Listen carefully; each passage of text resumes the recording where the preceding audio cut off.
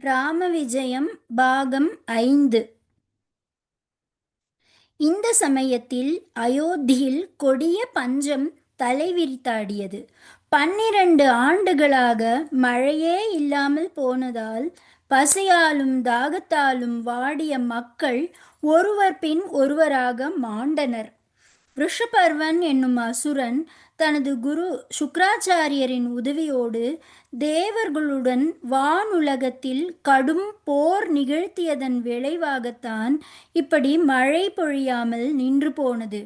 இந்திரன் ஒரு தேரினை அனுப்பி தசரதனை விண்ணகம் வந்து அசுரனோடு போர் செய்து அவனை அழிக்க வேண்டும் என வேண்டினான். மழை இல்லாமல் போனதன் காரணமும் இதுவே எனவும் சொல்லி அனுப்பினான். தனக்கு மிகவும் பிரியமான மனைவியாகிய கைகேயியை உடன் அழைத்து கொண்டு தசரதன் அந்த தேரில் ஏறி போருக்கு கிளம்பினான்.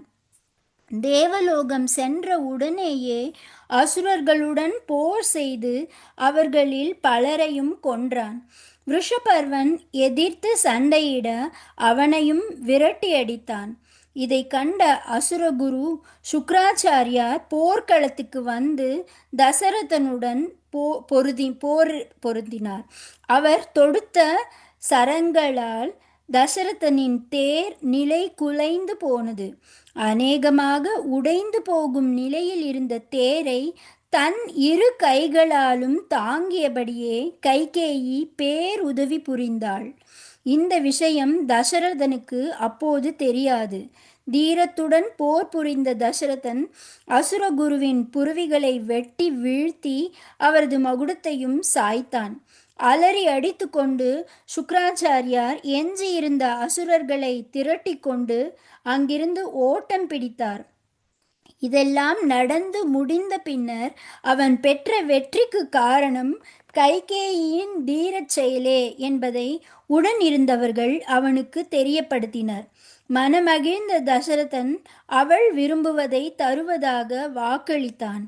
நான் எதை கேட்டாலும் அதை தட்டாது தருவேன் என்னும் வாக்குறுதி மட்டும் இப்போது கொடுங்கள்.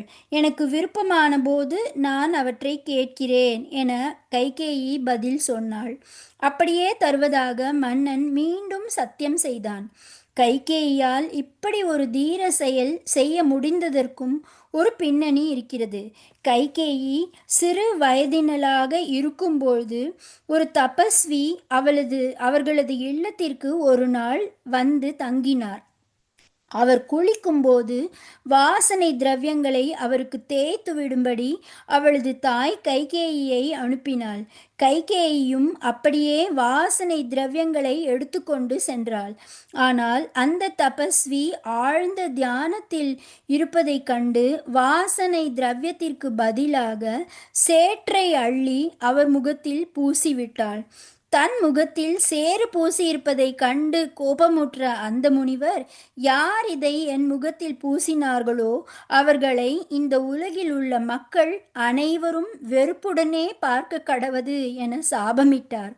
தன் மகளின் குறும்புத்தனத்தால் விளைந்த இந்த சாபத்தை கேட்டு பயந்து நடுங்கிய தாய் முனிவரின் கால்களில் விழுந்து சாபத்தின் கடுமையை சற்று குறைக்குமாறு வேண்டினாள். சாந்தமுற்ற தபஸ்வி, எந்த கைகளால் உன் மகள் என் முகத்தில் சேற்றை பூசினாளோ அதே கைகள் அவளது கணவனுக்கு அசுரர்களுடன் அவன் நடத்தும் ஒரு போரில் வெற்றியை தேடித்தரும். இந்த ஒரே ஒரு செயலுக்காக மட்டும் ஊரார் அவளை புகழ்வார்கள் என உரைத்தார்.